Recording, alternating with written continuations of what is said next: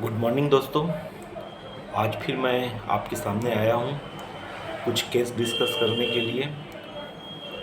ये जो हम ये केस डिस्कशन कर रहे हैं, इसका जो मुख्य पर्पस है वो ये है कि जो होम्योपैथी के लवर हैं, जो होम्योपैथी दवाइयाँ लेते हैं और उनको होम्योपैथी के बारे में और ज़्यादा जानकारी दें। ज़्यादातर लोगों में ये भी रहता है कि होम्योपैथिक डॉक्टर इतना पूछते हैं, क्यों पूछते हैं, किस प्रकार की उनको जानकारी देनी चाहिए, मरीजों को क्या क्या बताना चाहिए। ये थोड़ा एक लोगों में एक विषय बना है जिसमें लोग ज़्यादा से ज़्यादा जानना चाहते हैं, लेकिन उसे आसानी से ये जानकारी उपलब्ध नहीं हो पाती। तो यह केस डिस्कशन के थ्रू हम उन्हें यह जानकारी भी देते हैं, केसेस भी बताते हैं, ताकि होम्योपैथी के बारे में लोगों के प्रति अवेयरनेस बढ़े। और साथ ही हम अपना नॉलेज शेयर करते हैं अपने चिकित्सक दोस्तों के साथ।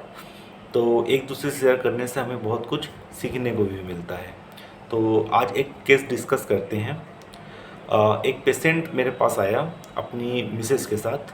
तो मैं केबिन से बैठे उन्हें दूर से देख रहा था कि वो मेरे क्लिनिक के बाहर 2-3 स्टेप हैं, तो वो थोड़ा मुश्किल से स्टेप चढ़ पा रहे थे।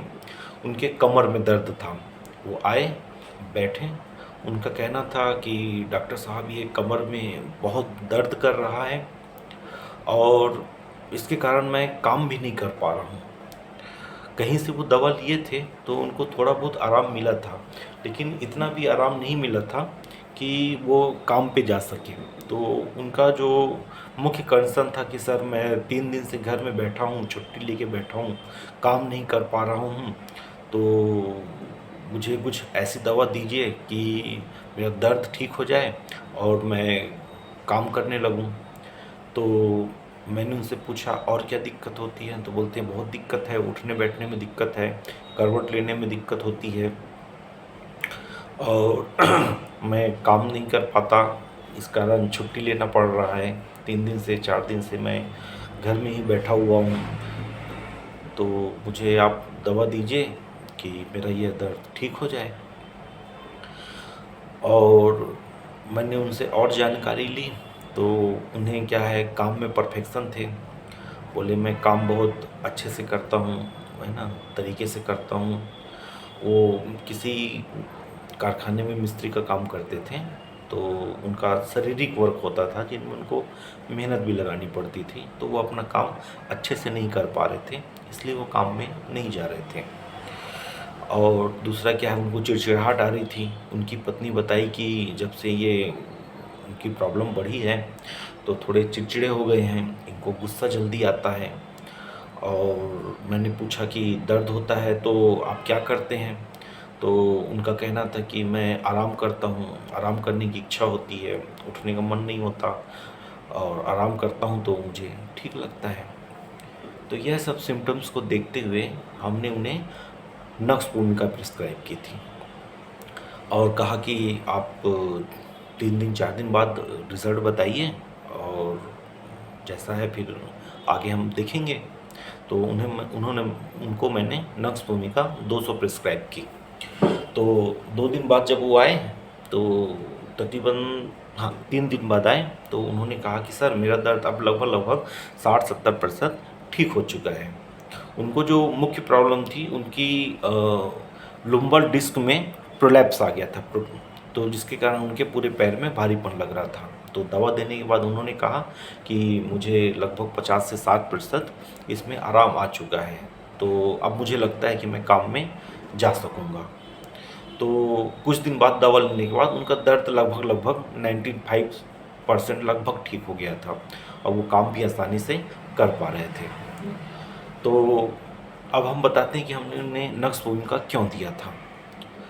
देखिए, जब हम मेडिसिन देते हैं तो हमारी मेडिसिन के भी सिम्टम्स होते हैं जो हम मरीज के सिम्टम से टैली करते हैं। तो इसमें हम शारीरिक मानसिक लक्षण लेते हैं।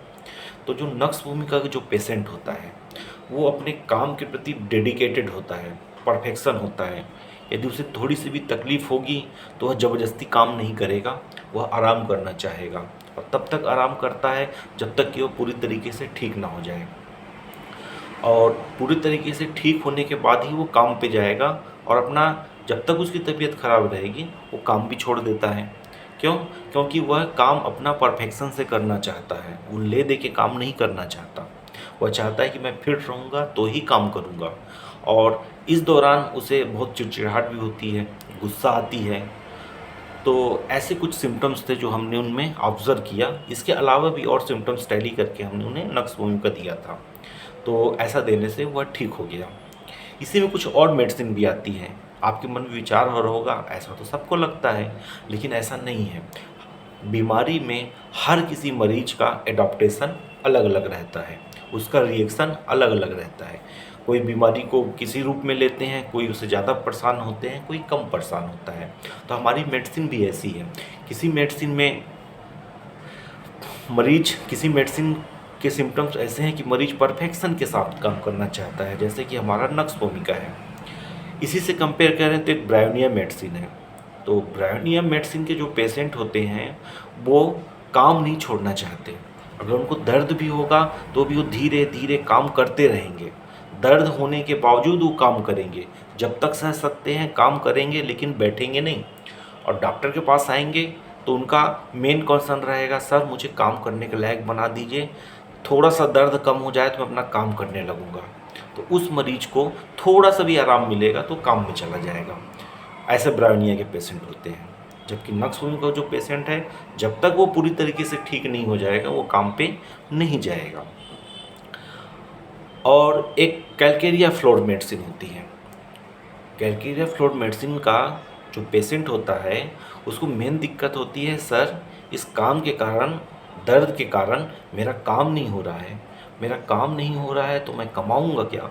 अगर कमाऊँगा नहीं तो खाऊँगा क्या? तो उसका मेन कंसर्न जो बीमारी के बजाय अपनी अर्निंग पे ज़्यादा रहता है। तो जब मरीज़ हमारे पास आते हैं तो हम उनके कंसर्न को देखते हैं कि पेशेंट का मेन कंसर्न क्या है। उसके कंसर्न को जब हम देखते हैं, उनके सिम्पटम्स को नोट करते हैं, और इस आधार पे जब हम दवा देते हैं तो दवा बिल्कुल काम करती है। 2 दिन के अंदर रिज़ल्ट मिलता है।